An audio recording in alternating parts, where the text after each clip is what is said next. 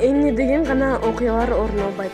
Алардын бири төмөнкү тасманын каарманы коомчулуктун кыжырына тийип кызуу талкууга алынууда. Тасмада билип жаткан келинчегин эл алдында тепкилеп алып кетип калган жигитти көрүүгө болот. Тасманын алдындагы пикирлерден айрымдары менен бөлүшөбүз. Нурлан Чомоев. Аялы бий болсо эле чуркап чыга берип тойгосо керек. Катынын кызганса танцыга чыгарып эле койсо болмок. Же болбосо акырын четелеп чыгып эле көрөгөн жерге алып барып тарбия ишин жүргүзсө болмок. Алсыздыгын көрсөтүптүр. Байкуш келин бооруморуп кетти. Дал май көчкө келиштири тепти. Аякмак. Игилик Жумакадыров. Келинге убал эле. Бул биринчи деле жол эмес го.